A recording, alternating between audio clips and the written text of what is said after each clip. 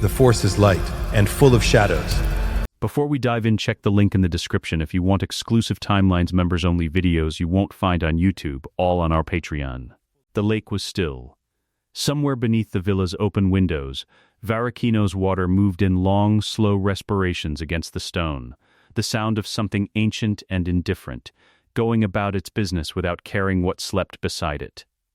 The morning light came in pale gold, the kind that doesn't announce itself but simply arrives, filling the room by degrees, touching the carved wooden bed frame, the tangle of white linen, the back of a sleeping man's hand. Anakin slept on his stomach, one arm thrown across the mattress toward her, fingers loosely curled. His breath was even. His face, in sleep, had lost the particular tightness it carried in waking hours, the jaw that never quite unclenched, the eyes that moved too fast, cataloging every room for threat. In sleep he looked younger than 20. He looked like someone who had not yet learned what the galaxy was made of. Padmé watched him. She had been awake for some time already, lying on her side, watching the light change on his face, feeling the particular silence of a morning that still belonged entirely to them. The wedding had been yesterday, or the day before. She had already lost the thread of exactly when. Time doing what it did on Varakino, softening its own edges. The ceremony had been small and real, just the two of them and the droid and the witnesses of the water and the mountains, and she had not once thought about what it meant, what it cost, what would be required of her to keep it hidden. She had only been present in it. A woman marrying the man she loved in the afternoon light. She had been happy. Genuinely, completely happy. She closed her eyes. The first thing was heat. Not warmth. Heat. The kind that has intention behind it, that presses against skin not like weather, but like a hand. She registered it before she registered anything else, before the light or the ground or the sounds. And then all of it arrived at once, a planet that should not exist. Rock that had become liquid and then forgotten how to stop. The sky the color of a wound that wouldn't close, orange-red from horizon to horizon, no blue anywhere, no mercy in any direction. She was standing on a platform above rivers of fire. The fire moved slowly, with the confidence of things that know they have already won. Across the platform, a shape, black. Entirely black, a silhouette that pulled light toward it and kept none back, a figure that breathed in a way that could be heard over the roar of the lava, measured, mechanical, a rhythm that had replaced something natural with something built. The breathing said, "I was remade.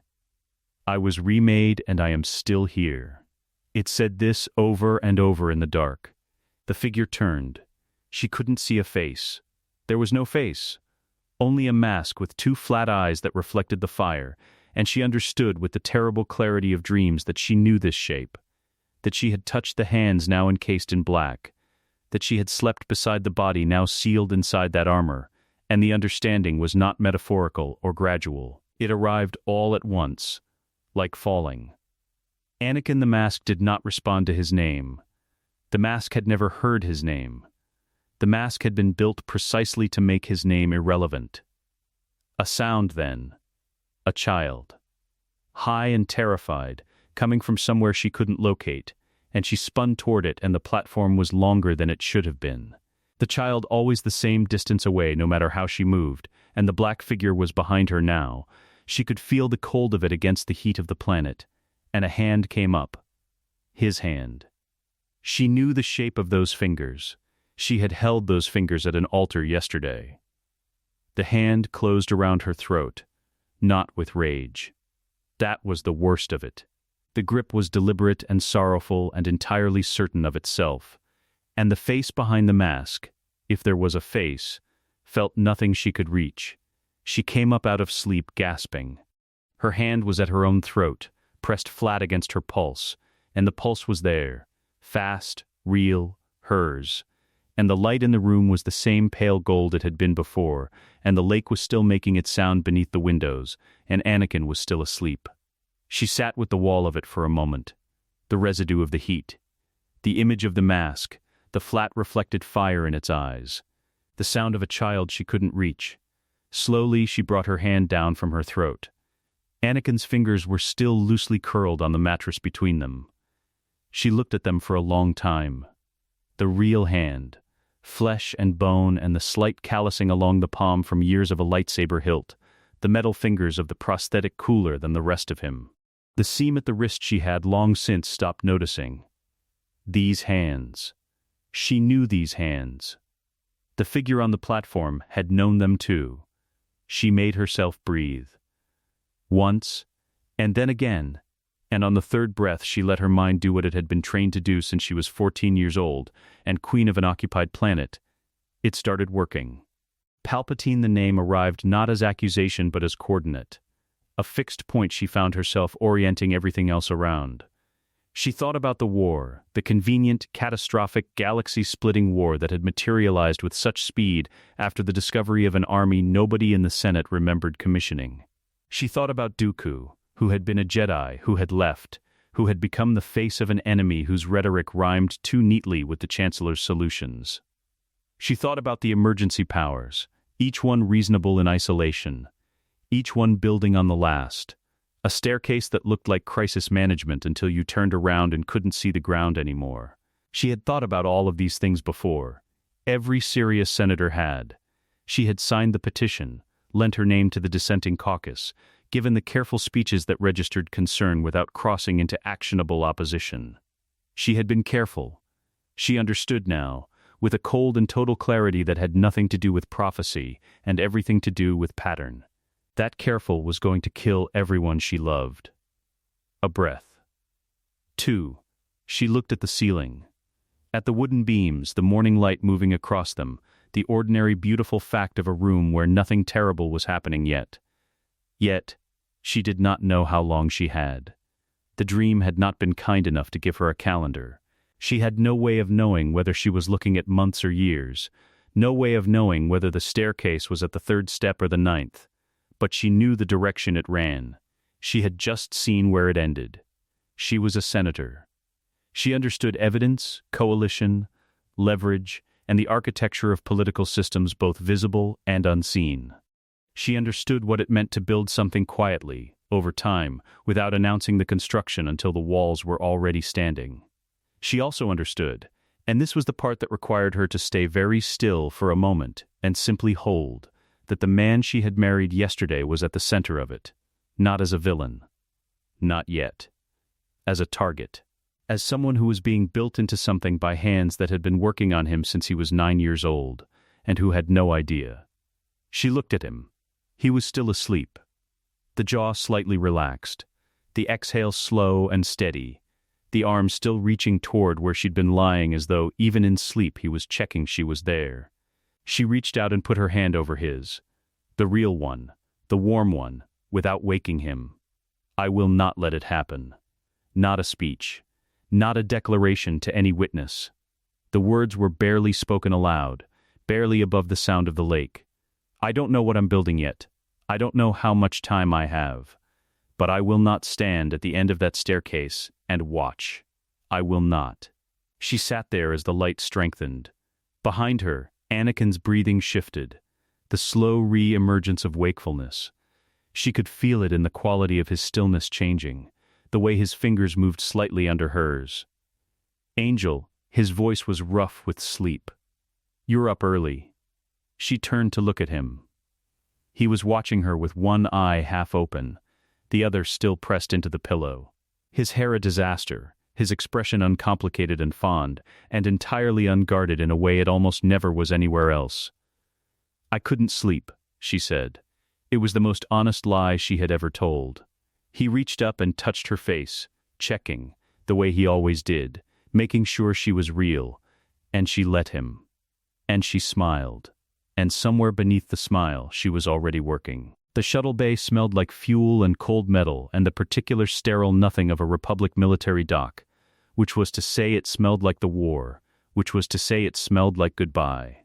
Padmé stood at the edge of the boarding corridor, close enough to touch him, which she could not do. Not here.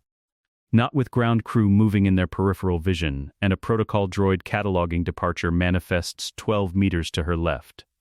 She stood at senatorial distance, the appropriate gap between a public servant and a Jedi Knight seen off to the front, and she kept her face arranged in the expression she had been practicing since Varakino. Composed, warm, but within acceptable parameters. Proud of the Republic's defenders. Anakin was in full armor. The traveling cloak was gone. He'd handed it off to a clone with the casual economy of someone who'd done this 100 times. And standing there in the blacks and browns of his field gear, he looked older than he had 4 days ago on the lake. He looked like the war had already started reclaiming him. He was looking at her with the expression he only used when no one else was watching, which was the problem, because someone was always watching. "You're doing the thing," he said quietly. "I'm not doing anything. You're doing the thing where you smile but your eyes aren't in it." She held his gaze. "I'm worried about you. That's allowed. I'll be back in 3 months. 6 at the outside. 3 months. She thought about the ceiling of the Varakino bedroom, the coordinates she'd been assembling in her head while he slept. 3 months was almost nothing and almost everything depending on which side of it you were standing on. "I know," she said. He looked at her for a moment longer, studying her with the unsettling attention he sometimes deployed. The Jedi in him reading the space between what she'd said and what she meant, and then something in his expression shifted. He made a decision not to press. She watched him make it. "Hey," he said. Softer, "Hey, I'll come back." The words landed differently than they were meant to. She knew he believed them. She knew he had always come back. So far, from every impossible place the war had sent him. She also knew what she'd seen on the platform above the fire, and she understood for the first time in her life what it cost someone to watch another person walk into danger carrying incomplete information. "I know you will," she said. And this time she meant it differently than she had the first time. And he didn't hear the difference, and that was exactly as it should be. The boarding alarm sounded. One long, flat note, institutional and indifferent. Around them the bay began its final choreography. Clones moving in column, equipment sealed, ramps beginning to retract. Anakin glanced back once, then looked at her again, and she could see him compressing something, folding it down into a place he'd keep it until he was somewhere he could take it back out. 3 months, he said again. 3 months, she agreed. He walked up the ramp. She watched the shuttle door close. She watched the docking clamps release. She stood at appropriate senatorial distance and watched the ship carry her husband into the war, and she did not move until it was gone from the viewport entirely, just the dark and the stars and the ordinary violence of the upper atmosphere. Then she turned and walked back toward her speeder, and her mind was already somewhere else. She found the irregularity on a Tuesday. That was the mundane fact of it. A Tuesday morning, her office on the Senate building's 14th floor, a supply requisition cross referenced against a transport manifest because her junior aide had flagged a discrepancy in the fuel allocation numbers for the Outer Rim garrison routes. The kind of document that crossed her desk 40 times a week. The kind of document that built the invisible scaffolding of a war nobody had wanted and everyone had somehow agreed to. The discrepancy was small. A routing error, probably. A clerical artifact of moving an army across 12 sectors simultaneously. She stared at it for 11 minutes before she calmed Bail Organa. His office was 2 floors up and faced the opposite direction. The Senate dome in the middle distance, the traffic lanes of Coruscant moving beneath it in their endless streams. He was at his desk when she arrived, which meant he hadn't been warned she was coming, which was fine. She'd wanted to see his face when she started talking. Senator Amidala. He rose. Not out of formality. Bail wasn't a formality person, which was one of the reasons she'd chosen him first, but out of the reflex of a man raised to stand when someone he respected entered a room. "This is a surprise. I have a requisition document I'd like your opinion on." A pause. He looked at her with the particular attention of someone who understood that a requisition document was not why she was here. "Close the door," he said. She closed it. They sat across from his desk, and she laid out the manifest, not the real thing, a copy she'd run through her personal encryption key, untraceable to the original pull, and walked him through the numbers. The routing discrepancy, the fuel allocation that didn't match any destination on record, the transport code that resolved to a Kaminoan dock number when you ran it through a registry that wasn't supposed to be publicly cross-referenced. Bale said nothing for a long time. "That's a Kaminoan dock," he said, finally. "Yes, which means someone was moving material to or from Kamino on a routing code logged as an Outer Rim Garrison resupply. Yes, before the army was publicly announced." She let the silence handle the next part. He leaned back slowly. He had the face of a man who had been quietly worried for some time and had just been handed the specific shape of what he'd been worried about. "How long have you had this?" "I found it this morning." "But Bale," she leaned forward slightly, "this isn't the only one. I've been looking at the emergency powers authorization timeline, the Senate procedure for the Camino contract, the sequence of the Separatist crisis. Not randomly. I've been building a map of the sequence. And I want to show it to you. Not all of it today. Some of it today. But I need to know, before I show you anything else, that you understand what I'm asking you to be a part of." He was very still. "What are you asking me to be a part of?" "I'm asking you to look at documented irregularities with me. Public records, financial filings, procedural logs. Nothing illegal, nothing fabricated. And I'm asking you to consider what they suggest about how this war started and who benefits from its continuation." That's a very careful way to say something very large. "Yes," she said. "It is." Another silence. Outside, the Senate dome caught the afternoon light and threw it back at them through the window, gold and impersonal and vast. "I want Mon Mothma in this conversation," he said. Padmé had expected Bale. She had not been certain of Mon Mothma, not because she doubted her, but because Mon Mothma moved carefully, methodically, with the precision of someone who understood that legal instruments were only as powerful as the evidentiary chains behind them. She would need to be certain before she committed. She would need everything documented, everything sourced, everything held to a standard that could survive scrutiny, which was exactly what Padmé needed her for. "Agreed," she said. "But not today. Today, I need to know you believe what the documents say." Bale looked at the manifest again, then at her, then out the window at the dome, which sat there as it always had, enormous and golden and full of compromised people doing their inadequate best in a system that was being quietly hollowed out from underneath them. "I believe what the documents say," he said. They met in the soundproofed briefing annex 3 days later, the three of them, the room swept for listening devices twice over by Padmé's own staff, and once by Bale's, the documents laid out in 3 separate organizational architectures, because they each thought differently about how information should be arranged, which turned out to be an advantage, rather than a problem. Mon Mothma stood over the Camino file for a long time without speaking. She had the quality of someone who read very fast and understood that reading fast did not mean reading carelessly. When she finally looked up, she said, "If any part of this holds, if even the Camino contract irregularity alone holds, the emergency powers authorization can be challenged on procedural grounds. The Senate's vote to deploy the Army was predicated on the Army's prior existence being a discovery, not a commission.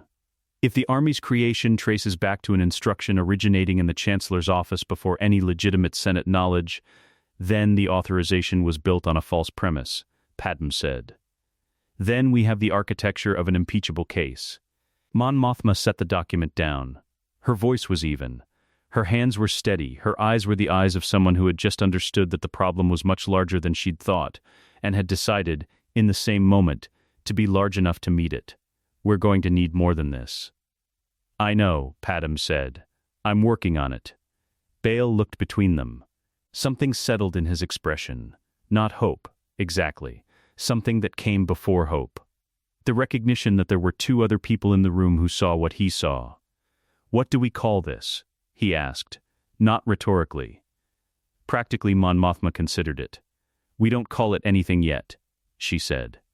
"We build it first. Then it can have a name." Outside, the Senate dome sat against the Coruscant sky, golden and enormous, full of people who did not yet know what was being assembled beneath them. His name was Dex Orvin, and he came recommended through 3 layers of people who did not know each other's names.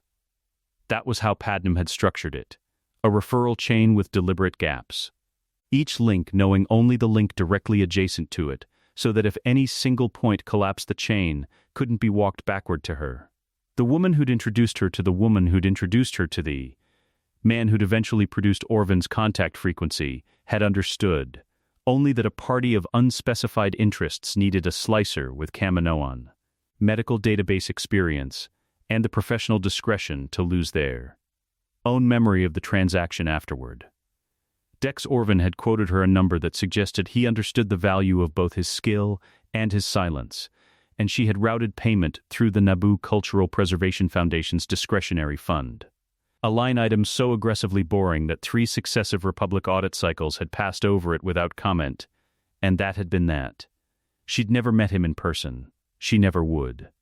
His first transmission arrived as an encrypted audio file embedded in a conservation report on Naboo marsh flora, which was either evidence of genuine professional craft or a sense of humor.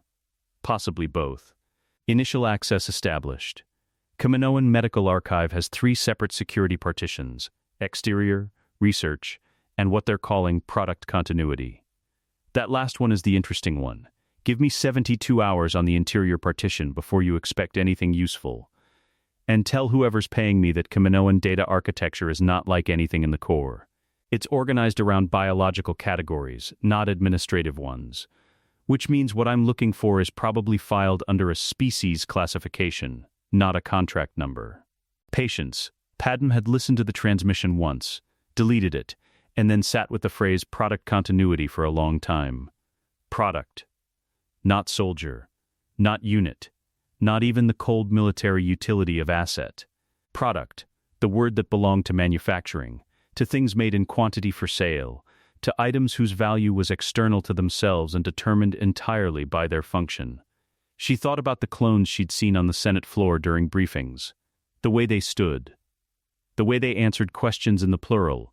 Yes, Senator, we understand. As though individuality was a complication they'd been trained out of. She had always understood intellectually that they were grown, not born, that their accelerated aging was a feature rather than a cruelty by Kaminoan design. She had grieved them in the abstract the way she grieved all casualties. Statistics with faces.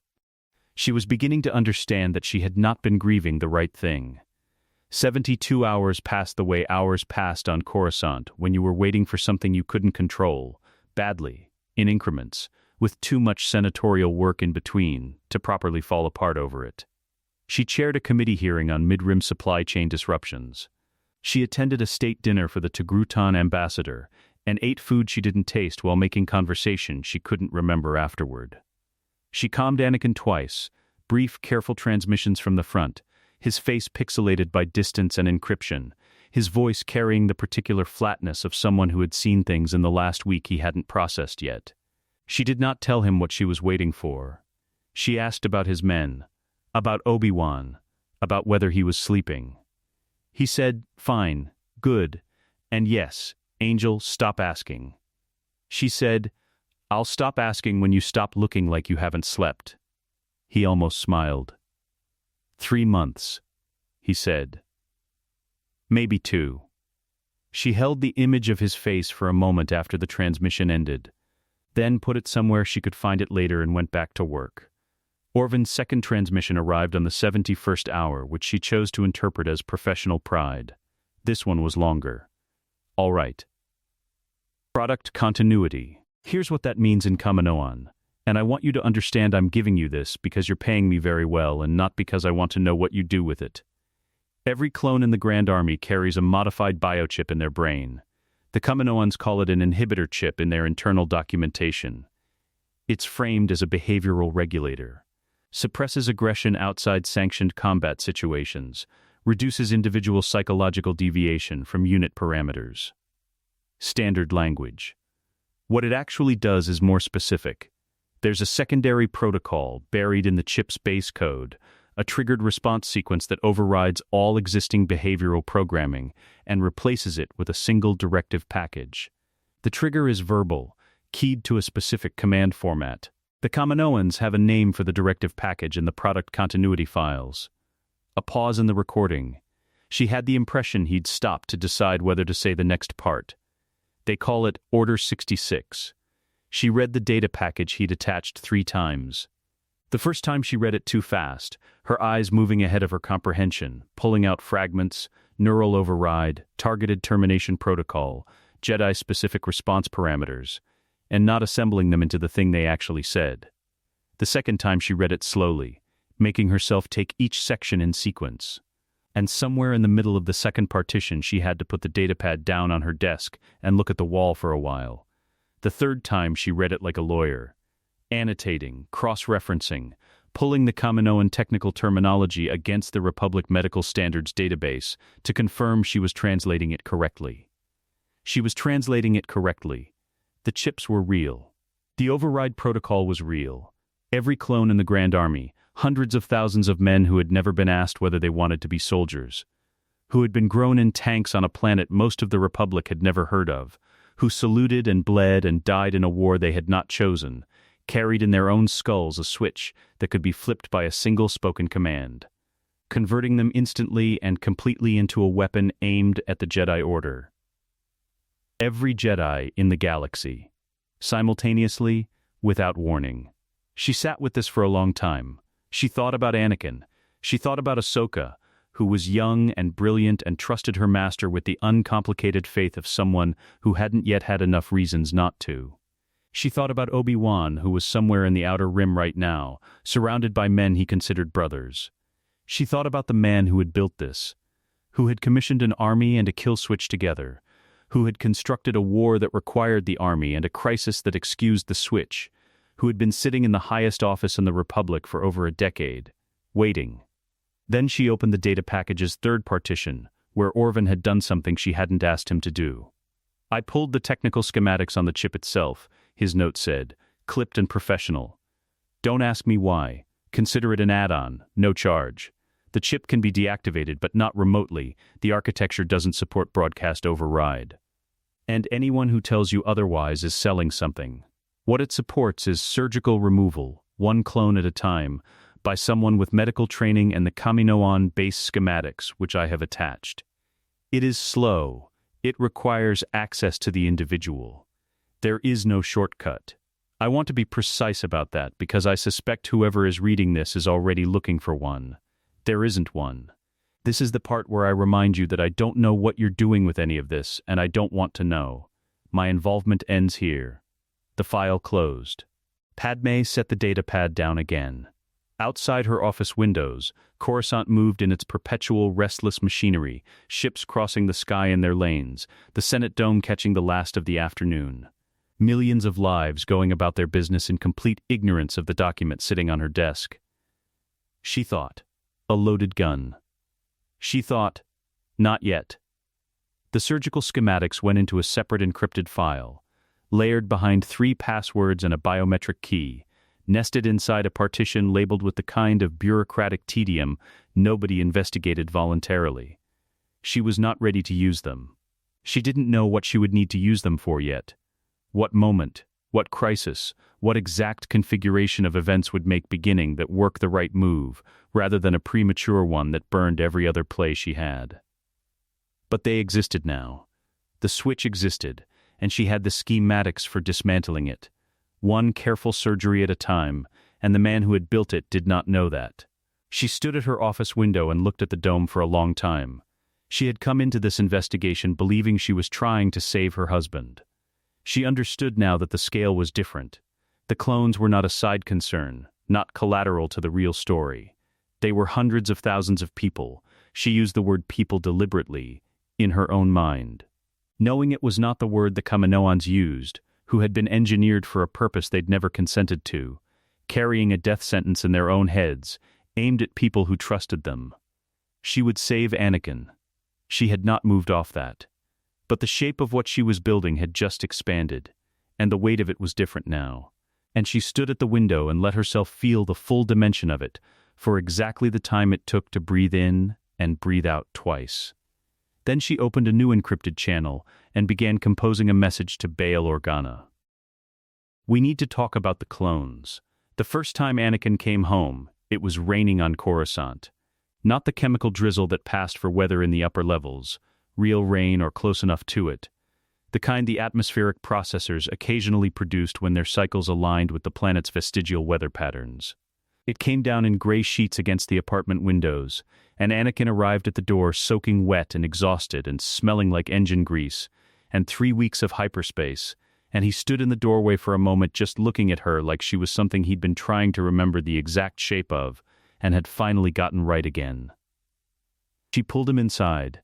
She didn't say anything. Neither did he. Later, when he was dry and had eaten something and was sitting on the floor with his back against the couch because he'd never learned to sit on furniture like a person, he said, "Palpatine called me in before I came here.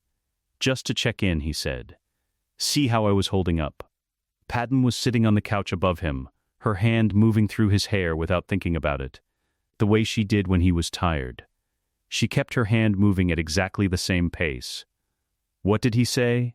Anakin shrugged, the movement traveling up through his shoulders and into the place where her hand rested. "The usual. That I was doing extraordinary work. That the Council doesn't recognize what I'm sacrificing." A pause. "That he worries about me." "He worries about you," she said. "He's always worried about me. Since I was 9. He said it without irony, factual, almost fond. "The way you spoke about a fixed point." She looked at the back of his head. She thought about a platform above fire. She thought about the word product. "What do you think about that?" She said carefully. "His worry. I think..." He stopped. She felt him considering. "I think he's the only person in a position of power who's ever actually looked at me. Not at what I can do. At me." She said. She did not say, "That is exactly what someone says after a decade of very careful work." She did not say, "Looking at you and making sure you feel seen are not the same thing, and the second one doesn't require caring about you at all." She filed it and kept her hand moving and waited, because this was not the moment, and she had learned, in 3 weeks of Anakin being gone, that the moments had to be chosen like pressure points, exactly the right one, or you wasted the opportunity entirely. She said, "I'm glad you have someone you trust." Anakin tilted his head back and looked up at her, upside down. Rain still darkening his hairline. "You're the person I trust." "I know," she said. "I mean outside of us." He looked at her a moment longer. Then he looked back at the rain on the windows. "Yeah," he said. "I guess." She kept her hand moving. She let it go. The second time he came home, 6 weeks later, he was angry. Not at her. She'd learned to read the specific textures of Anakin's anger. And this one had the particular quality of something he'd been carrying for a long time in a container that was starting to fail. He paced the apartment for the first 20 minutes while she sat on the couch and watched, and eventually she said, "Sit down." And he sat, and the anger came out in pieces. The Council hadn't consulted him on the Outer Rim strategy. They'd restructured his battalion's deployment without informing him directly. They communicated through Obi-Wan, who communicated it with the patient reasonableness that Anakin found, in his current state, almost worse than outright dismissal. "They don't trust me," he said. "They never have. I'm a tool they use when they need something impossible done, and then park when they want to think." It was a reasonable grievance. She did not dismiss it. "You're probably right," she said. He looked at her, slightly surprised. He'd been expecting management. "The Council is institutional," she said. "Institutions protect themselves before they protect individuals. You experience that as distrust, because it is. Not personal distrust, but the institutional kind. Which is almost worse, because it's not something you can resolve by proving yourself." "Palpatine gets it," Anakin said. "He told me the Council has always underestimated me, that they're threatened by what I represent." She held that for a moment. "Then, is that what you think? Or is that what he told you to think?" Silence. Not an angry silence, something more careful. She watched him process it, watched the question land in a place that didn't immediately close over it. He stopped. "I'm not saying he's wrong," she said before he could get defensive. "Maybe both things are true. Maybe the Council does underestimate you and he's noticed it. But they're different things. The Council being rigid, and Palpatine being the person who tells you about it. Don't you think it's worth knowing which one is actually your opinion?" He looked at the floor for a long time. "I don't know," he said. Finally, it cost him something to say it. She could see that. "That's fine," she said. You don't have to know right now." She did not press further. She moved on to dinner, and later he showed her a hologram of Rex demonstrating some ill-advised cooking experiment in the field, and his laugh when he showed it to her was completely unguarded, and she held that carefully alongside everything else. The third time he came home, he slept for 14 hours. She let him.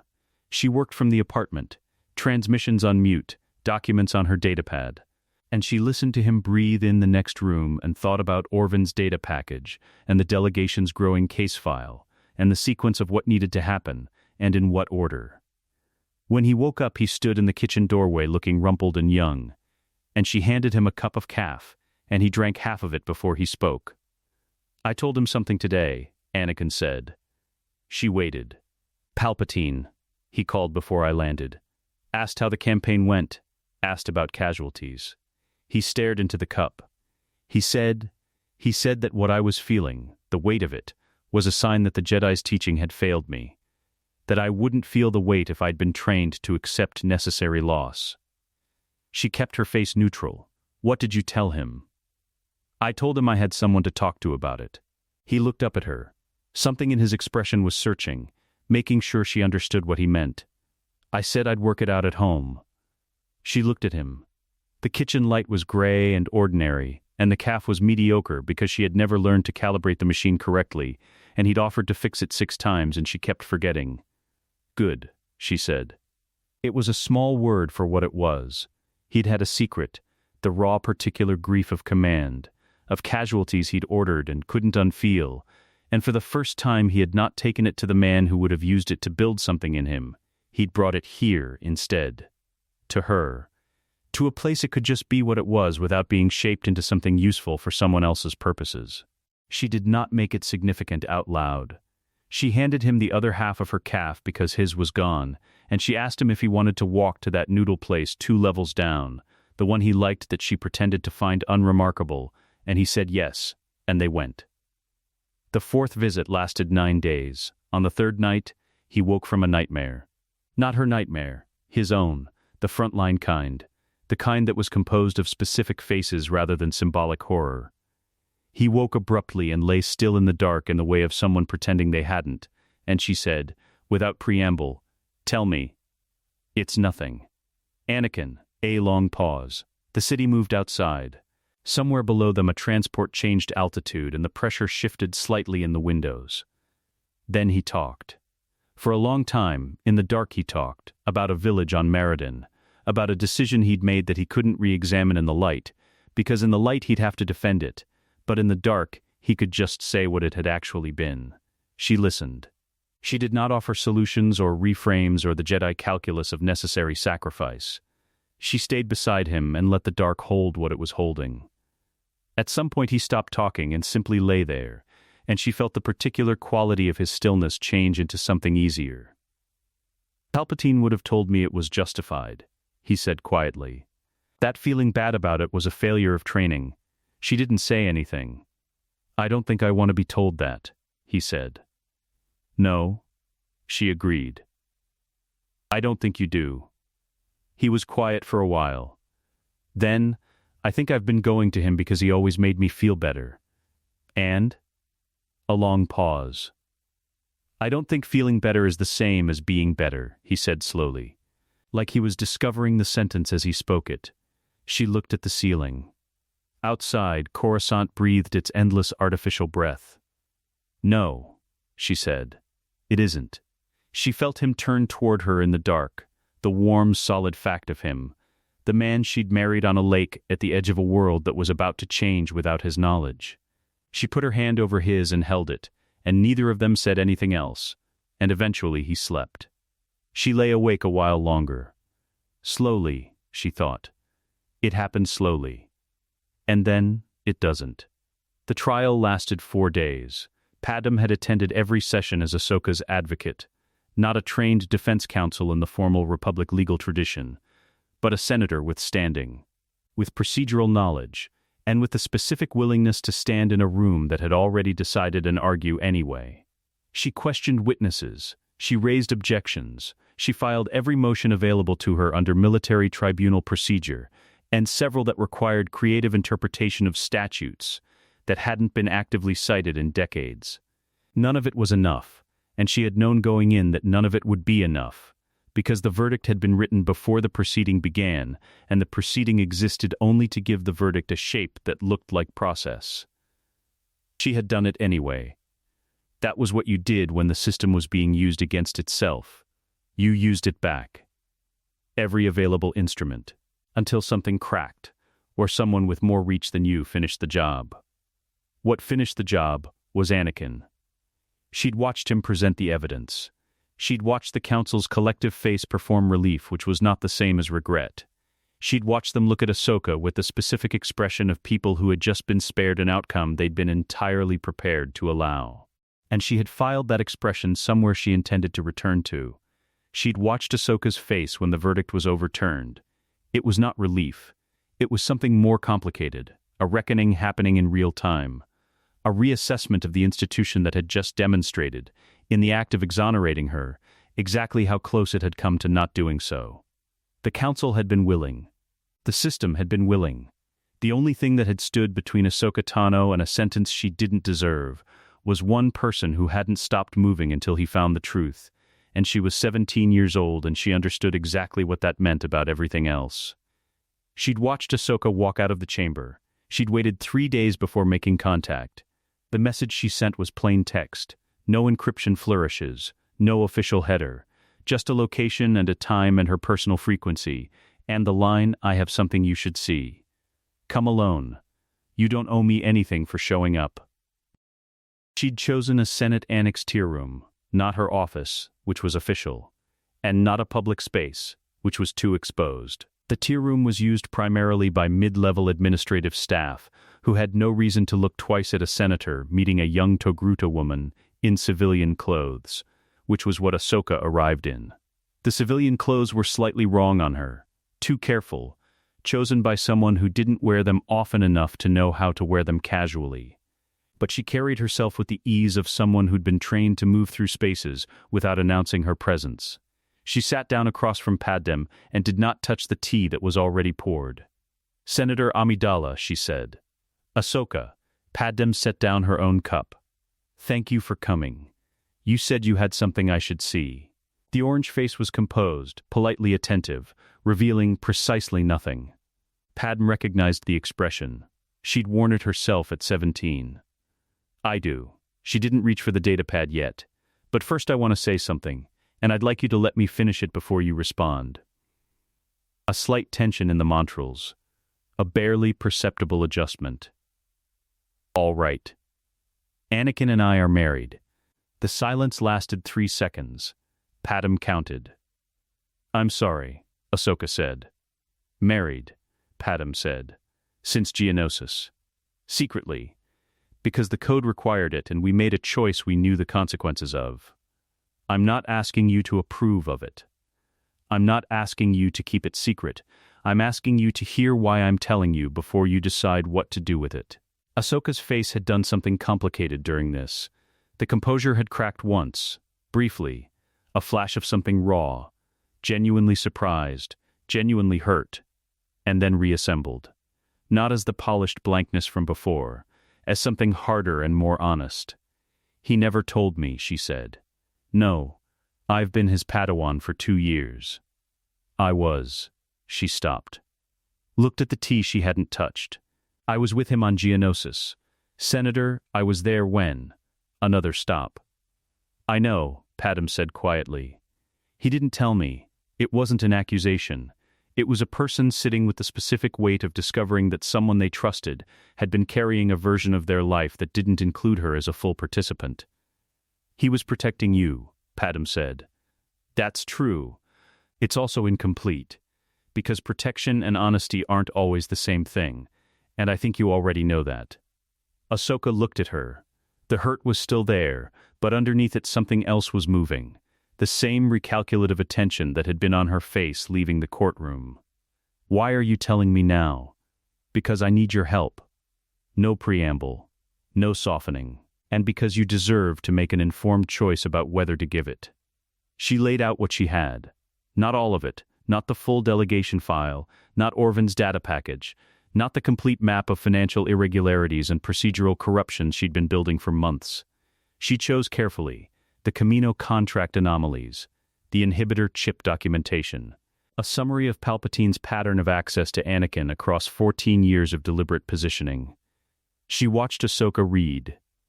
The girl read the way she moved, efficiently, without wasted motion, her eyes tracking the documents with the same focus she'd presumably once given to battle plans. She asked 2 clarifying questions, both of them precise. She did not ask, "Are you sure?" or "How can this be?" She asked questions about sourcing and methodology, and Padmé answered them fully. When Ahsoka reached the inhibitor chip section, she stopped. She read it twice. Then she set the datapad down on the table between them. "Rex," she said. Quietly, to herself first, then to Padmé. This would explain. There was a moment during the Ryloth campaign. He acted like someone else. For about 4 seconds he acted like someone I'd never met, and then he was Rex again. And he said it was a proximity grenade concussion and I let it go. "It wasn't a concussion," Padmé said. "No," Ahsoka looked at the datapad. "No, it wasn't." She was quiet for a moment, and Padmé watched her assemble something, fit pieces against other pieces she'd been carrying without knowing what they were for. "What do you need from me?" "2 things.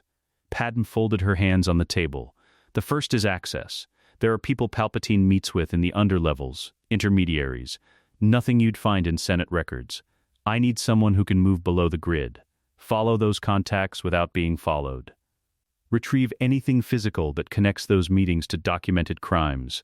Someone with combat capability and force sensitivity, and the operational sense to know when to stop and come back, rather than push into something they can't get out of." Ahsoka was looking at her steadily. "And the second thing?" "The second thing is your judgment. Not as a Jedi, you're not that anymore. By their reckoning. As yourself. I've been making decisions alone for months, and I need someone in the room who will tell me when I'm wrong." A long pause. "You've been doing this alone?" Ahsoka said. "Bail Organa and Mon Mothma know pieces of it. Anakin doesn't know any of it yet. Not until I have something complete enough that it can't be dismissed. I needed the case to exist before I could bring it to him." Ahsoka was quiet for a moment, looking at something in the middle distance above Padmé's left shoulder. "Then, he's going to be angry that you did it without him." "Yes," Padmé agreed. "And you've thought about that and decided it's the right call anyway." "Yes." Another pause. "He's going to be angry at himself too," Ahsoka said. "For not seeing it." "I know." Ahsoka picked up the datapad again. She looked at the inhibitor chip documentation for a moment longer, at the clinical Kaminoan language, at the phrase Order 66, at the surgical schematics that represented the only way through, slow and individual and without shortcut. Then she set it down again with the deliberate care of someone who understood that what they were holding was fragile not because it was physically delicate, but because of what it meant.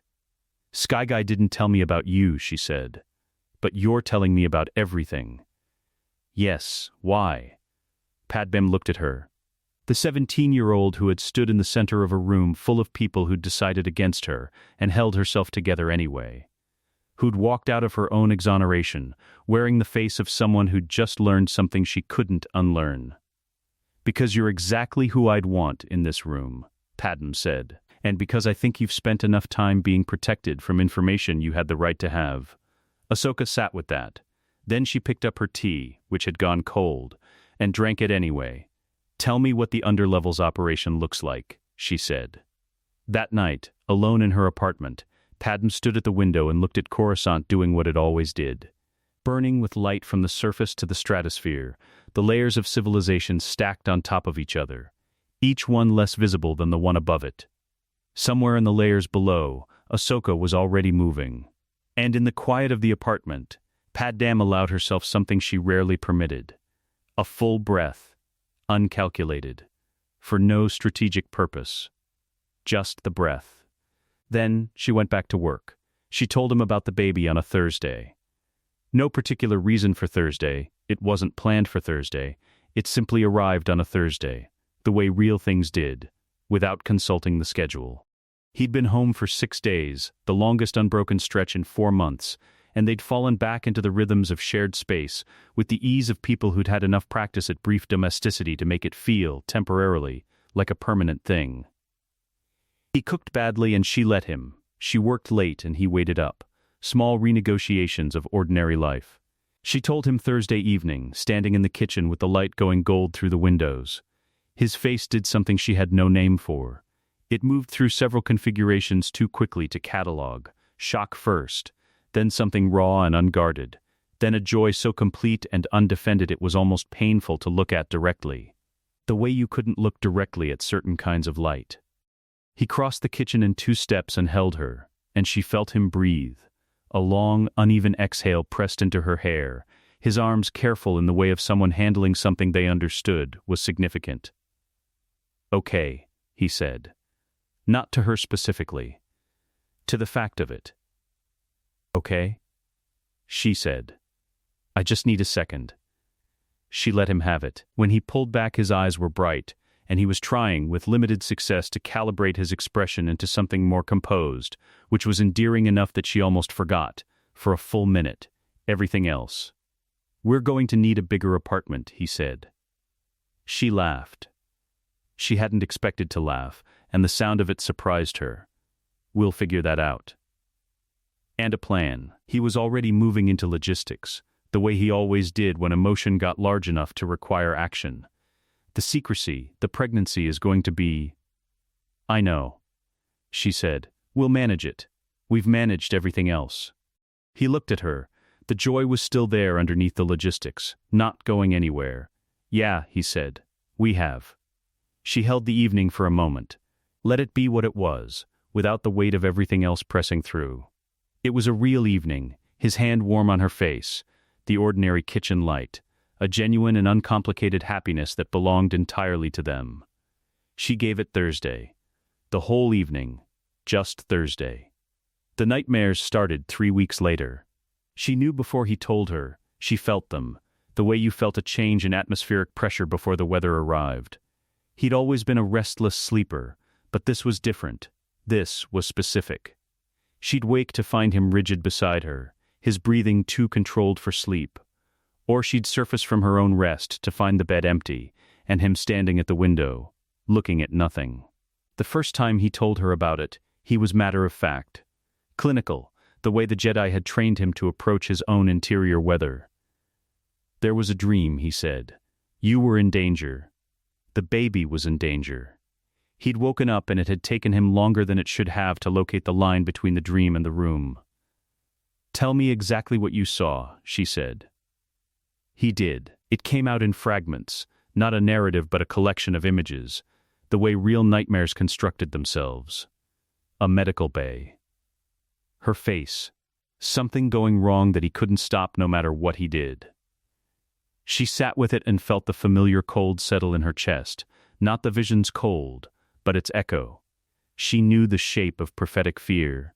She recognized the way it worked, the way it used love as its sharpest instrument. "Dreams aren't predictions," she said carefully. "I know that. Do you?" He looked at her. "The Jedi teach. I know what the Jedi teach. I'm asking what you believe." A pause. The city moved outside. He turned back to the window. "I believe this one feels different," he said. "Different how? It feels like something I should be doing something about." She watched his profile. The jaw, the line of his shoulders, the way he held himself when something was eating at him from the inside. She thought, here it is. This was the mechanism. This was the exact door Palpatine had walked through in another version of events, offering himself as the something Anakin should do something about it with. The promise of a solution to a fear that had no legitimate solution, and the price for that promise extracted in increments, each one reasonable, each one building on the last. She had spent months building to this room. She had not known exactly what it would look like when she arrived in it, but she recognized it now. "Come sit down," she said. He came and sat. She took his hands, both of them, the warm one and the metal one, holding them with equal steadiness. "I have to tell you something," she said. It's large. It's going to take a long time to say, and I need you to let me say all of it before you respond. Can you do that? He looked at her, the Jedi composure, and the husband's fear, and the soldier's instinct all moving across his face at once. What's happening? Can you do that? She said again. Yes, he said. She started with Palpatine. Not with the vision. She'd made the decision, sometime in the last weeks, to lead with evidence, rather than foreknowledge. The evidence was real and documentable, and it didn't require him to believe in her dream. It required him to look at facts. She laid them out sequentially. The Camino contract irregularities, the routing codes, the pre-authorization timeline, the audit trails that ended in shell foundations, the financial flows between separatist procurement and accounts adjacent to the Chancellor's office, Dooku's documented communications, the rhetorical overlap, the strategic patterns that served both sides of a war as though both sides had the same author. She watched his face. He was holding himself very still. The kind of stillness that wasn't calm but its opposite. The stillness of someone absorbing something too large for ordinary processing. She kept going. She brought out the inhibitor chip documentation. She explained it plainly, what the chips were, what Order 66 was designed to do, what it meant that every clone in the Grand Army carried that switch in their skull.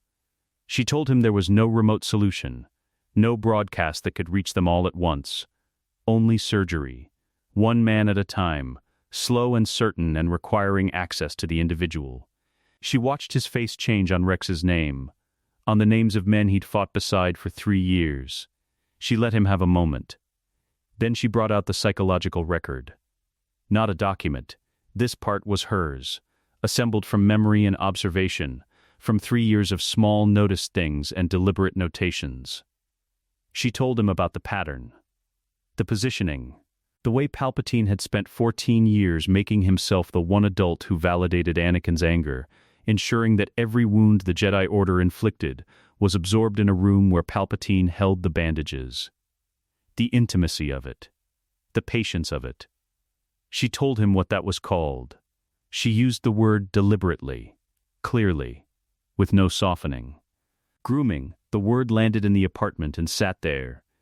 Anakin said nothing for a long time. She watched him. She did not fill the silence.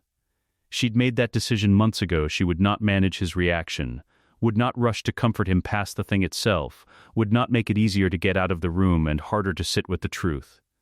He got up. He stood at the window with his back to her, and she could see his shoulders from behind, the set of them, and she recognized the texture of this particular stillness. It was not the stillness of someone shutting down. It was the stillness of something structural giving way inside a person. Slowly, one load-bearing element at a time. She waited. "How long have you known?" he said. His voice was controlled, and she knew what controlling it was costing him. "Long enough to build the case," she said. "I didn't want to come to you with fear. I wanted to come to you with proof." "How long, Padmé?" She held it for exactly 1 second. "Since the morning after our wedding," she said. He turned. She saw his face, the full weight of it, the grief and fury and vertigo of a man who had just been handed the shape of something that had been happening to him his entire life, and she did not look away from it. She waited for him to speak. He didn't speak for a long time. She had prepared herself for anger, the immediate combustible kind, the kind that needed somewhere to go and found the nearest available surface. She'd seen it before, knew its specific geography, knew how to stand inside it without flinching. She'd prepared for denial too, the reflex of a man whose entire understanding of his own life had just been handed back to him rewritten. She'd prepared for a dozen variations of the moment. She had not prepared for stillness. He stood at the window with his back to her for what might have been 10 minutes, and she didn't move from the couch, and the city did what it always did. Burned and hummed and went about its vast indifferent business, and she watched the back of his head, and waited. When he finally turned, his face was something she didn't have a word for. Stripped, maybe, the way a room looked when all the furniture had been removed. The same dimensions, the same walls, but everything that had given it its particular character was gone. and what remained was the bare structure of the thing. "Since the morning after our wedding," he said. Not a question. Confirming the coordinate. "Yes. You've known for 3 years." Yes. He absorbed this. She watched him absorb it the way she'd watched him absorb other unbearable things. The casualties. The village on Meriden. The nights when the weight of command got specific enough to have faces. He didn't collapse under heavy things. He incorporated them. Slowly and at great cost. And kept standing. "You were protecting me," he said. "I was building a case," she said. The protection was secondary. Something moved across his face. "Don't do that." "Do what?" "Make it smaller than it is." His voice was still controlled, but underneath the control something was moving. The way water moved under ice, you could see it without seeing it. "You spent 3 years, you built all of this, Anakin, while I was going to him." The words came out quiet and precise. "While I was sitting in that office telling him things. About the council. About my men. About." He stopped. His jaw worked once. "About you. About how frightened I was for you." She held very still. "I told him about the nightmares," he said. "Last week. Before I came home." He called an I. A full stop. Complete. He looked at the ceiling for a moment. Then, back at her. He said he might know of a way to help. The cold that moved through her was not surprise. She'd known this was coming, not the exact conversation, but its shape, its timing, its function in the sequence. She'd known Palpatine would sense the vulnerability and move toward it. She'd spent 3 years preparing for it. "What did you tell him?" she said. "I said I'd think about it." He looked at her. "I came home instead," she breathed. "I came home," he said again, and this time it wasn't information. It was something he was giving her. The fact of the choice. The fact that he'd made it. The fact that some part of him had been navigating toward her even before he understood what he was navigating away from. She crossed the room. She didn't touch him yet. She stood close enough that she could see every micro-expression moving through his face, close enough that he could see her clearly. She wanted him to see her clearly for this part. "He was going to offer you something," she said. "Something that sounded like a solution to what you were afraid of. Power over the thing that frightened you. The ability to prevent the loss. And the price for it would have been everything," Anakin said. Flat, certain, he'd already done the calculation. He would have taken everything. Yes, the word sat between them. Then something happened in his face that she'd never seen before. Not anger, not grief, though both of those were present. It was the expression of a person looking back across a very long distance and seeing, for the first time, the whole of the terrain they'd been walking through. Every conversation, every carefully placed affirmation, every strategic validation, every moment of being made to feel singular and seen and separate from the people who were supposed to be his. 14 years of it, assembled into a pattern that was only visible from outside it, and he was outside it now, and the view was enormous. His eyes were wet. He didn't blink it away. "I was 9, he said. "Yes," she said. "He started when I was 9 years old." Yes, the sound came out of him then, not a shout, not the explosive outward fury she'd anticipated. It came out quiet and devastated, a sound she'd never heard him make, low and fundamental, the sound of something that had been held in one shape for a very long time, discovering it, could unmake itself. She put her hands on his face, both of them, thumbs on his cheekbones, holding him still and steady the way you held something that was moving too fast. He put his hands over hers, both of them, the warm and the metal, and he held on, and she let him, and she didn't tell him it was all right, because it wasn't, and they both knew it. She let it be exactly as large as it was.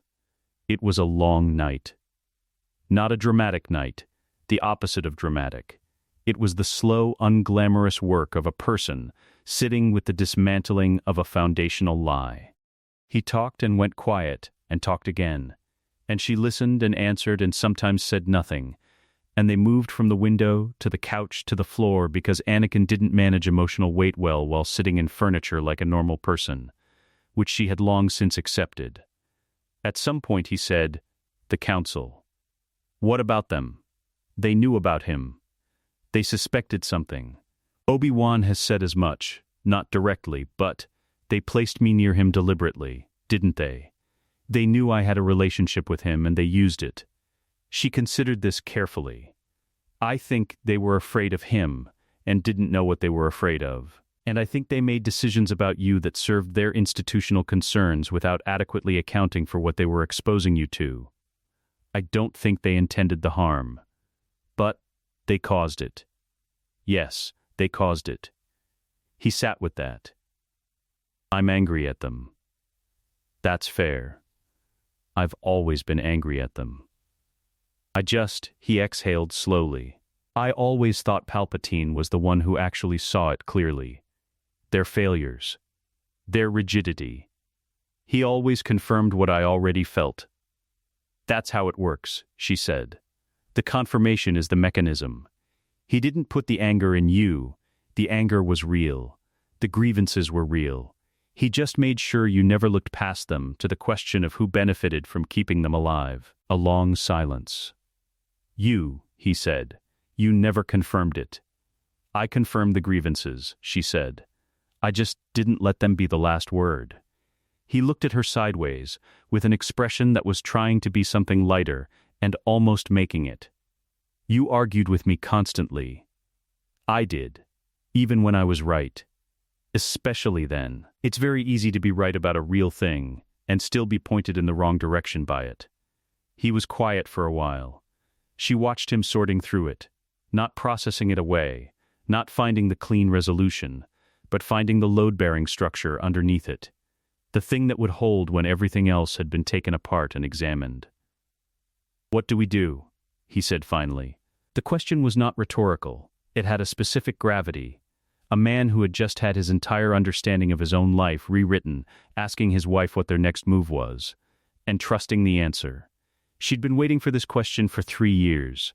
She told him about Bail, about Mon Mothma, about the legal case file, the impeachable architecture, the documented frauds, the Camino evidence that connected the war's origin directly to the Chancellor's office.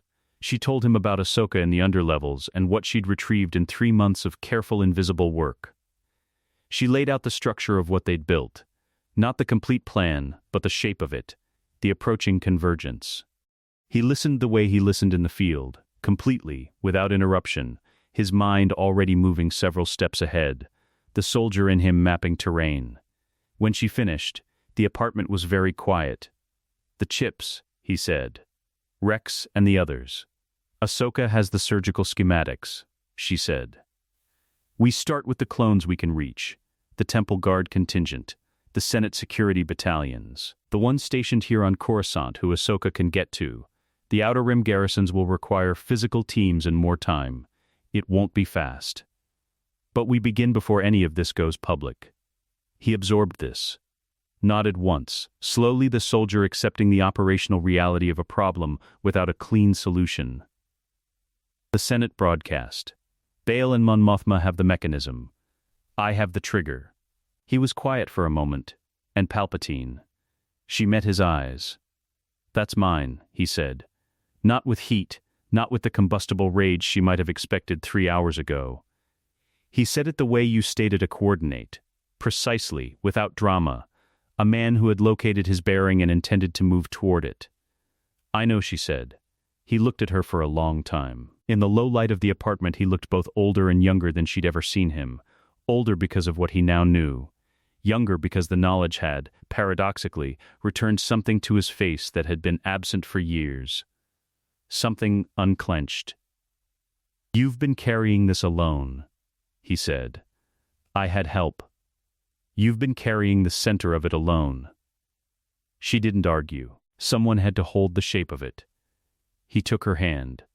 Held it with the steadiness of someone who understood, now, exactly what steadiness cost. "Not anymore," he said. Outside, Coruscant burned and hummed in its eternal present tense, and in the apartment above it, 2 people sat with the full weight of what was coming, and did not look away. The day had a Tuesday quality to it. Padmé had noticed this about the days that changed everything.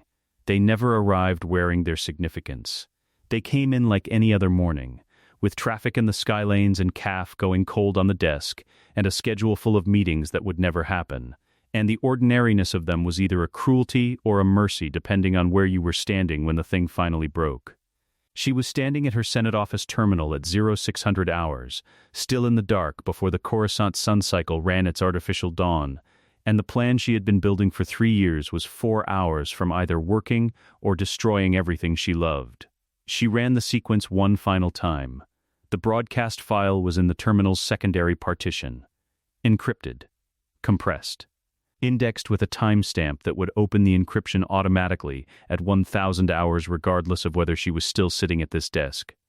It contained financial records, Camino documentation, intercepted communications, and a 40-minute audio file that Ahsoka had retrieved from a sub-level meeting room 6 weeks ago. Palpatine's voice, speaking in a register she'd never heard in public, discussing the war's designed duration with a separatist financial intermediary in terms that left nothing ambiguous. His voice, his words, 40 unedited minutes of them. It would broadcast simultaneously to every Senate terminal in the building, to the press pool frequencies, to the Jedi Temple's communications array, to 47 Allied Systems governmental channels, where Bale's people had spent 3 weeks quietly planting the receiving infrastructure. She had spent 3 years building this file. It was 11 gigabytes. She closed the partition and calmed Bale. He answered on the first chime, which meant he hadn't slept either. "It's set," she said. "Our people are in position." His voice was steady. She'd come to understand this about Bail Organa over 3 years.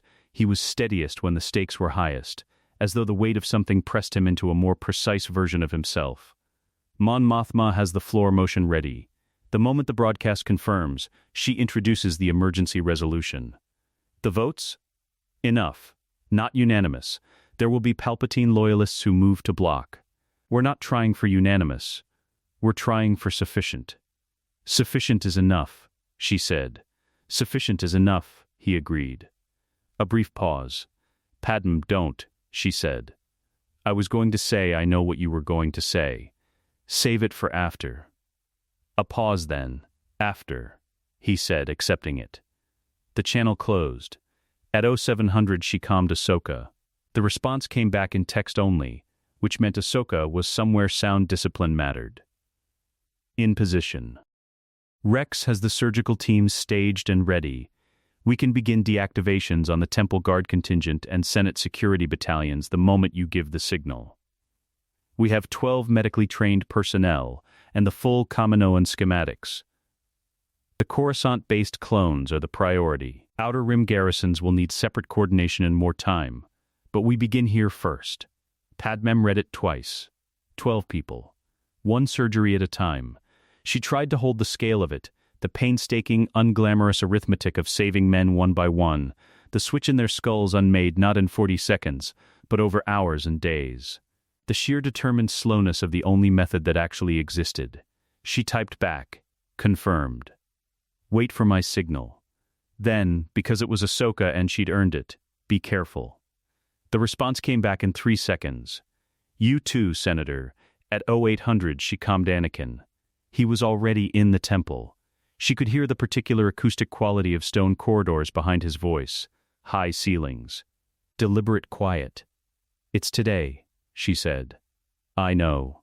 He'd known since the previous night, when the final piece of Ahsoka's intelligence had confirmed Palpatine's schedule, a full Senate address, at 1000 hours, during which he intended to formalize the transition from Republic emergency powers to something with a different name but the same architecture.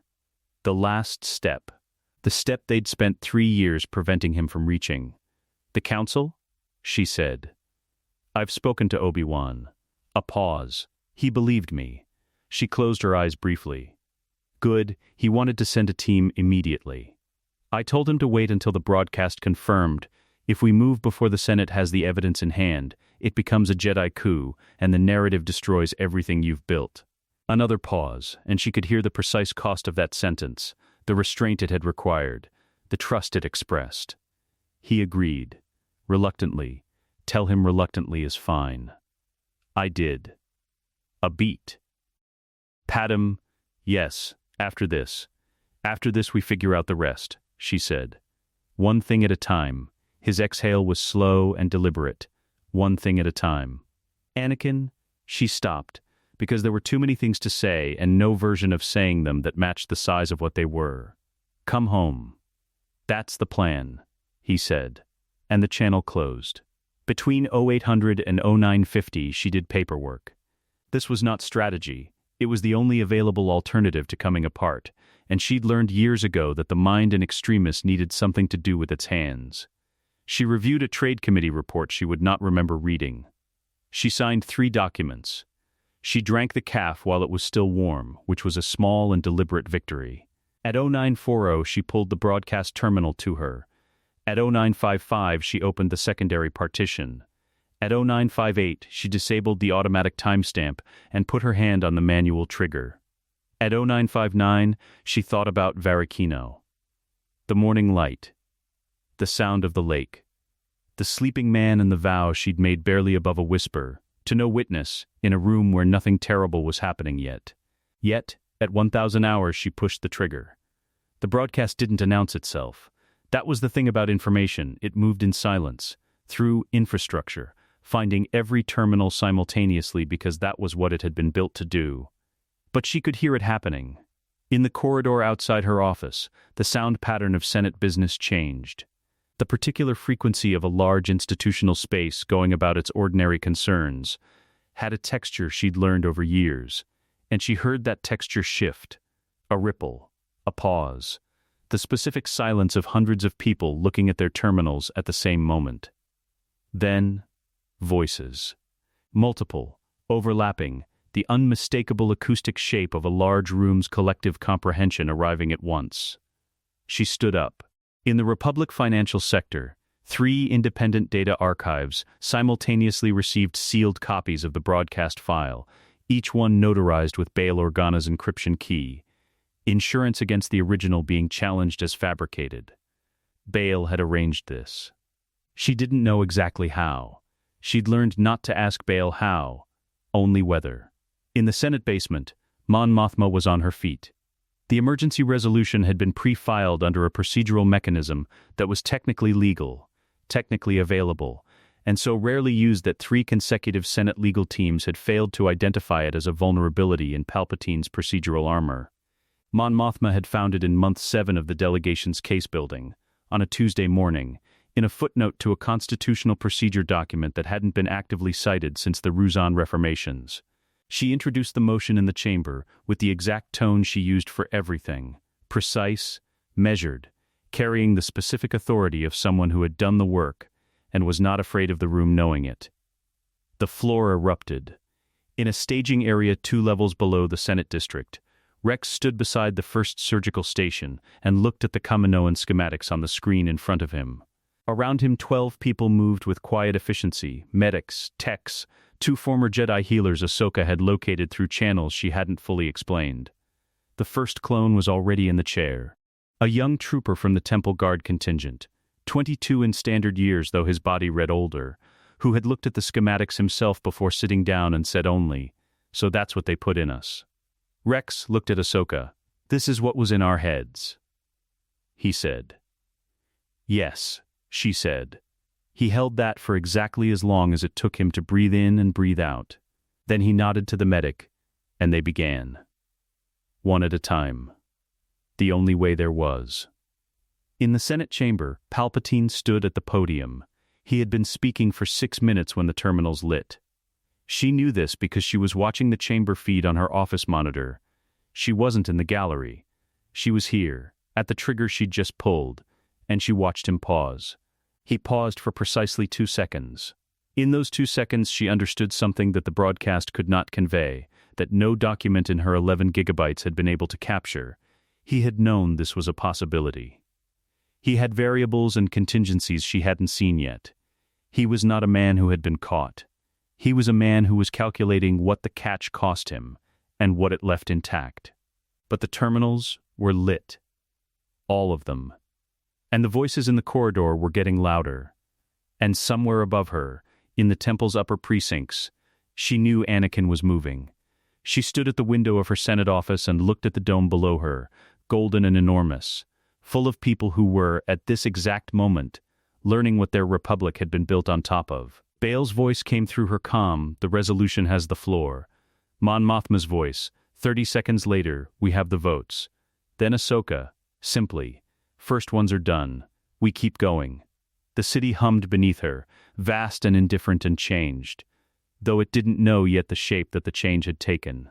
She straightened her jacket. She picked up her calm. She prepared to walk into whatever came next.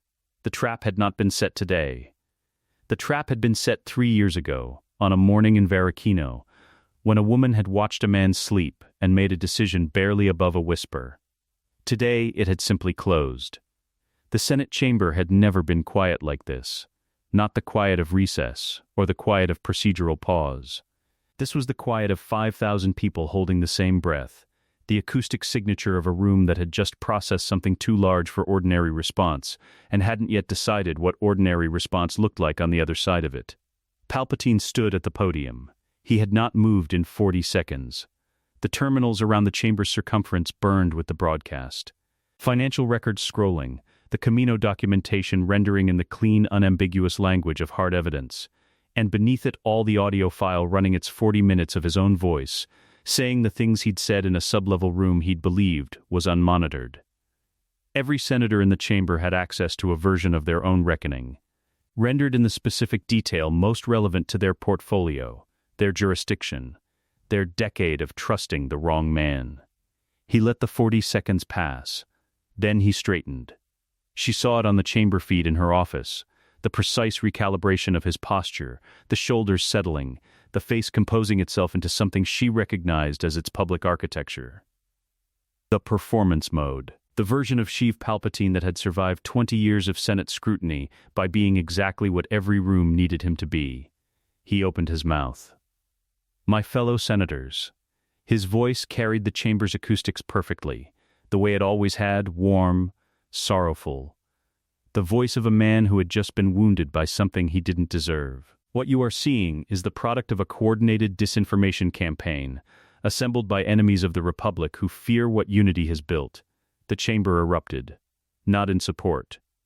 In the particular sound of 5,000 people who had just spent 40 seconds reading documented evidence, and were now being told they hadn't understood it. The sound had a specific quality. It wasn't anger yet. It was the friction of cognitive revision moving too fast. The noise of a collective understanding straining against a familiar voice asking it to stop. Palpatine kept speaking. His voice climbed over the noise with the practiced ease of a man who'd spent a lifetime making himself heard, in rooms that didn't want to hear him. On the chamber feed she watched senators stand. Not all of them. The loyalists held their seats, faces set, waiting for instruction. But enough were standing that the chamber's geometry had changed, the floor no longer a passive audience, but a body in motion. Then Mon Mothma's voice cut through, carrying the specific authority of someone who had memorized the procedural architecture of this exact moment, and knew exactly which mechanism made her microphone louder than his.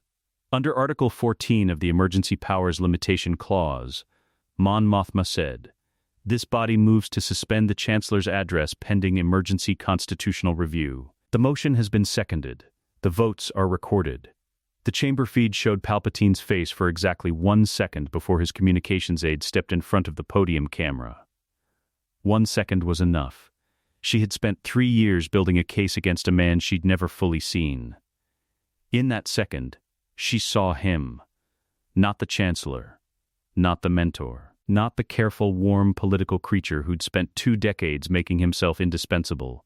She saw what was underneath it, briefly and completely, in the half-moment before the performance reassembled. Then the aide blocked the camera and she stopped seeing his face, and 30 seconds later the chamber feed cut entirely, and she was running. She took the service corridor. Not because it was faster. It wasn't. By about 40 seconds. But because the main Senate thoroughfares would be impassable. 5,000 senators and their staffs simultaneously attempting to understand what had just happened, and where they were supposed to be standing when they understood it. The service corridor was empty except for 2 maintenance droids who moved aside without comment. She came out at the chamber's north entry point and stopped. The chamber was enormous in person in a way the feed never captured. The scale of it, the tiered platforms, the central podium floating in the middle of a space designed to make every individual feel both significant and small simultaneously. She had stood in this chamber hundreds of times. She had made speeches from the floor that she'd been proud of, speeches that had mattered, speeches that had landed in the record and gone nowhere. She was not here to make a speech. She was here because the north entry gave her a sightline to the podium, and the podium was where he still was. Palpatine had not retreated. She'd half expected him to. The calculation that said, the evidence is in the room, the votes are cast, the wisest move is to control the narrative from a position of defended retreat. She'd prepared for that version. She'd had Bale's people stationed at 3 exit points. But he hadn't retreated. He stood at the podium with 2 red-robed guards flanking him, and he was speaking still. She could see his mouth moving. The address continuing to whoever in the chamber was still receiving it. The performance sustained past the point where most people would have understood the performance had ended. And then the doors behind her opened. She felt him before she heard him. There was no mystical quality to it. She'd simply spent enough years in close proximity to Anakin Skywalker to have learned the specific atmospheric shift that preceded him when he was moving with intent. The way the air organized itself differently around someone who had long since stopped being uncertain about their own presence in a room. He came through the north entry in his blacks, no cloak, lightsaber at his hip, but not drawn. Obi-Wan was 3 steps behind him. 2 temple guards flanked them both, not surrounding them, positioned with them. A distinction that mattered. Anakin stopped beside her for exactly 1 second. He didn't look at her. He was looking at the podium, at the figure, still standing at it. At the distance between what the man had presented himself as and what he now knew him to be, made manifest in a room that could witness it. But he put his hand briefly on her arm. Warm, solid, present. Then, he walked into the chamber. The noise died. Not because anyone commanded it, because Anakin Skywalker walked into the center of the Senate chamber, and the room's collective nervous system registered something, and went quiet without knowing why. Palpatine watched him come. On the Chancellor's face, she could see it from the entry. She had the angle. Something moved. Not fear. Something more complex than fear. Something that had the texture of a very long calculation arriving at an unexpected variable. He had known this was possible too. He had prepared for Anakin as an obstacle the way he'd prepared for everything. Contingencies upon contingencies. The architecture of a mind that had spent a century arranging outcomes. What he hadn't prepared for was this specific version. Anakin stopped 10 meters from the podium. He didn't draw the saber. He stood with his hands at his sides and looked at the man who had been his mentor since he was 9 years old. "It's over," he said. His voice carried. The chamber's acoustics were very good. Palpatine looked at him for a long moment. Something shifted in the Chancellor's face. And then, with the deliberateness of a man making a choice, rather than a man who'd been forced into one, he let the performance go. What was underneath it was very old, and very cold, and had never once, in any of the years it had spent being warm and avuncular and sorrowful, been any of those things. "My boy," Palpatine said. And his voice was different now. Not the Senate voice. Not the mentor voice. Something that had been waiting under both of those for 20 years. "You have no idea what you're walking away from." "I know exactly what I'm walking away from," Anakin said. "I've seen where it ends." The Red Guards moved. They were fast. She'd heard Jedi describe Palpatine's guards in operational briefings, the specialized training. The armor reinforced beyond standard Senate security specifications, the techniques that had a different name in the restricted files. They moved with the specific efficiency of people who had rehearsed this scenario enough times that their bodies had absorbed it below the level of conscious decision. Anakin's lightsaber was in his hand between one breath and the next. Blue.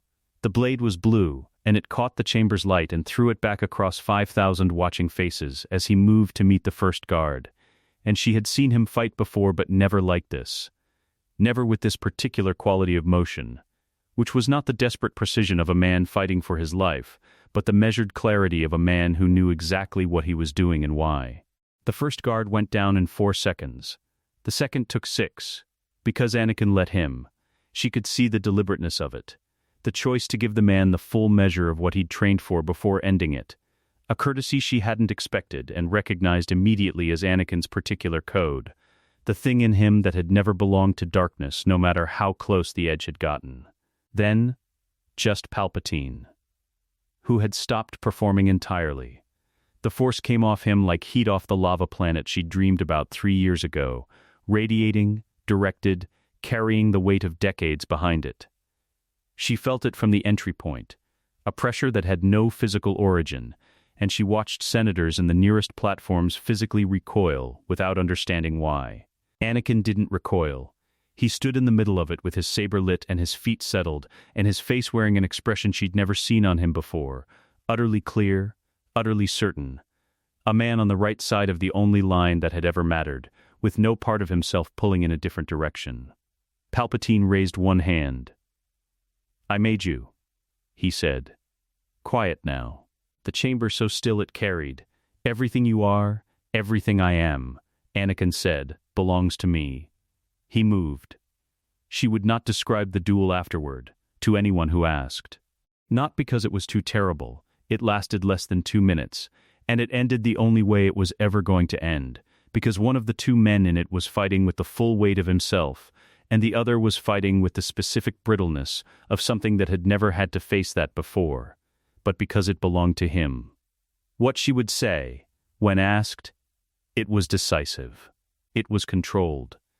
It was not what anyone who knew his history would have predicted, which was the point. It was over quickly. The chamber was very quiet afterward. Anakin stood in the center of it with the saber extinguished and his breathing even, and the full weight of 5,000 witnessing eyes on him, and he looked at none of them. He looked back toward the north entry. He looked at her. She walked into the chamber. The distance between the entry and the center podium was longer than it looked from the outside, and she walked it without hurrying, because there was no longer anything to hurry toward. And when she reached him, she put her hand on his face the way she had the night 3 years of his life had come apart in their apartment. He turned into it, closed his eyes. The chamber breathed. Outside, through the high transparisteel windows, Coruscant went on doing what it always did, burning with light, moving in its lanes, indifferent and enormous, and, for the first time in a very long time, building toward something that might deserve a better name. The weeks after were not cinematic.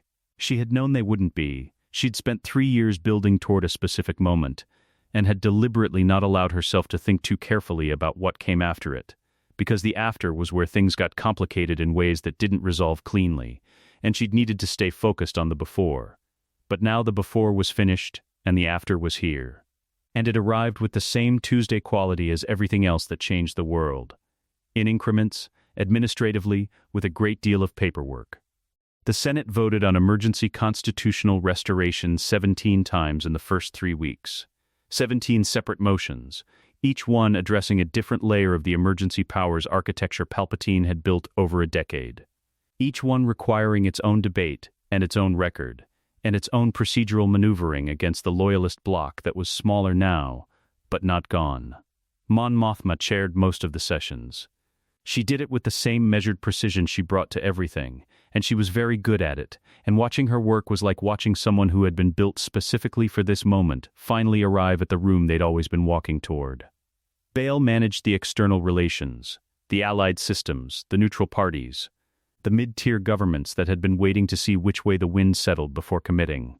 He was good at this in the way that people who genuinely liked other people were good at it, which was different from the way politicians who were good at performing liking people were good at it, and the distinction mattered more now than it ever had. Padmé wrote legislation. That was what she did in the weeks after. She sat at her desk in the mornings with CAF that had actually been calibrated correctly because Anakin had finally fixed the machine, and she wrote the frameworks that would eventually become the documents, that would eventually become the architecture of something that deserved to be called a republic again. Not the restoration of what had existed before. She was not interested in restoring a system that had been vulnerable enough to be hollowed out from the inside over 20 years. something built on what they'd learned about the hollowing. It was slow work. It was not glamorous.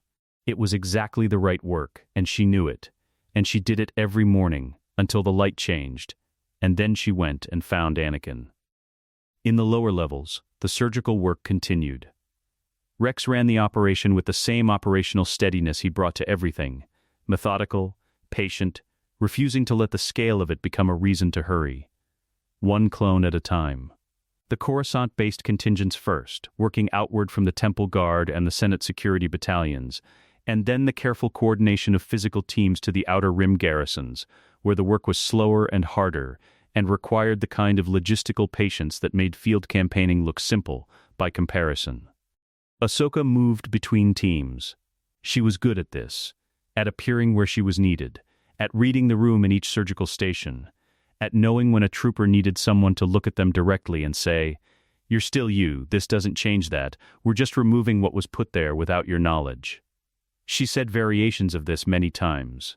She never made it sound rehearsed. She calmed Padmé weekly with numbers. The numbers grew slowly, and then faster as the teams found their rhythm, and the day Rex sent the message that said simply Coruscant complete was a Tuesday, which felt appropriate. Padmé sat with it for a moment. Then she forwarded it to Anakin, who was in a meeting with Obi-Wan, and his response came back in 30 seconds, a single line that said, "Tell Rex I said good work," and then a pause, and then "Tell him I said thank you." She told him both things. He went to the temple 11 days after. Not summoned, he requested the meeting himself, which she understood was important to him, the distinction between being called to account and choosing to account. He went in civilian clothes, which was also deliberate, and he asked to speak with the council and specifically with Obi-Wan, and she didn't ask him what he was going to say because she trusted him to say what needed saying, and to say it in his own way. He was gone for 4 hours. When he came back, he sat in the kitchen for a while without speaking, and she gave him the silence and worked at the table across from him, and eventually he said, "They apologized." She looked up. "For what, specifically?" Obi-Wan said. He stopped. Organized it. He said they knew something was wrong with Palpatine's interest in me. As far back as Naboo. They discussed it. They decided the strategic value of maintaining my proximity to him outweighed the personal risk to me. A pause. Those were the words he used. Personal risk. She held that carefully. "What did you say?" "I said I understood institutional reasoning. I said I also understood that institutional reasoning had almost gotten everyone killed." He looked at his hands on the table. "I said I didn't need them to have been perfect. I needed them to know what they'd done so they could be better at it." "And?" "Obi-Wan cried," he said, with the expression of a man who had not expected this and wasn't sure what to do with it even in retrospect. "Good," she said. He looked at her. "Good? It means he understood it." A long pause. Then something moved across his face. Not the old resentment.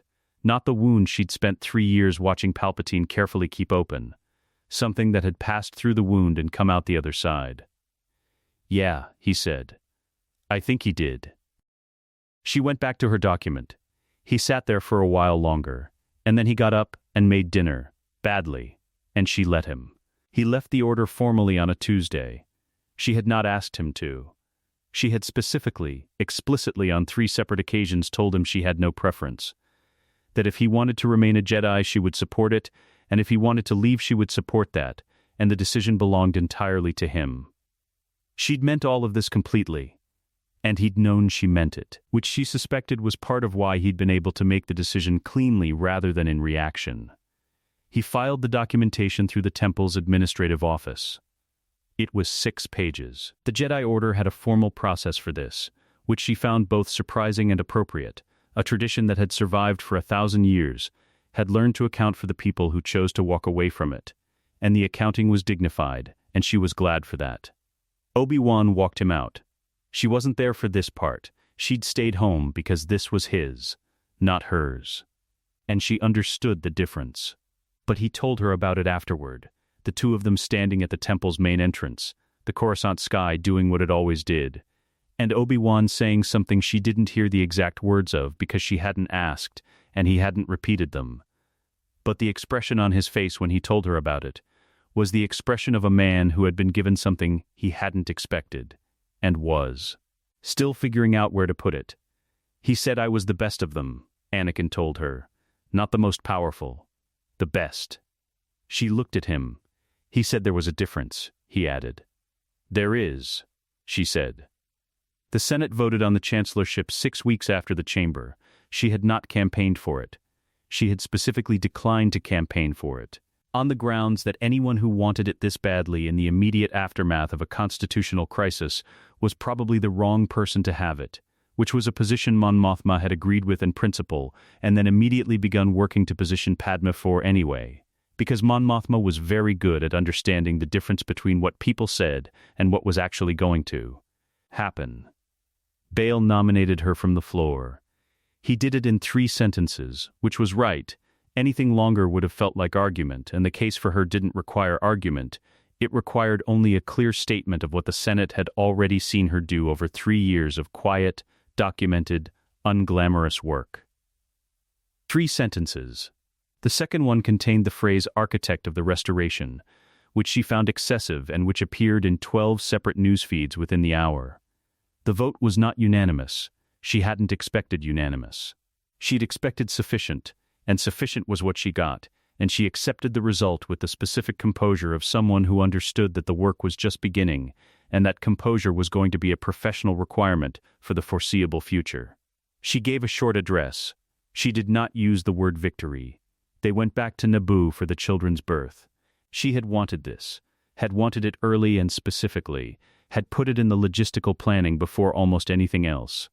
Because some things belonged in certain places, and this was one of them. Varakino in the late season, the lake going silver in the afternoons, the mountains visible on clear days from the upper balcony. The medical team traveled with them, the best available, installed in the villa's lower rooms with equipment that turned the old stone building briefly into something more functional than beautiful, which she suspected Varakino had survived before, and would survive again. Luke arrived first, which surprised no one who knew Anakin, and Leia arrived 12 minutes later with an expression of focused displeasure at her circumstances that suggested she had opinions about the timing and intended to register them. The morning was clear. The lake was doing what it always did. Anakin held them with the terrified reverence of a man who had faced a Sith Lord with total clarity and was now being completely undone by something that weighed 4 kilograms. She watched him figure out how to hold them both at once, which took longer than it should have given his general spatial competence, and she didn't help him because watching him figure it out was something she wanted to have. The last evening. On the balcony. The sun going down over the lake, the water going from silver to gold to the particular deep blue that arrived just before dark. Luke asleep against Anakin's chest with the absolute confidence of someone who had decided this was the correct location and saw no reason to reconsider. Leia awake in Padmé's arms, looking at the water with the focused attention of someone taking inventory. Anakin was quiet in the way he was quiet when he was actually all right. Not suppressed, not controlled, but genuinely settled. She'd learned over years to tell the difference. "It's strange," he said. "What is?" "I spent so long being afraid of losing things." He looked at Luke's face against his chest.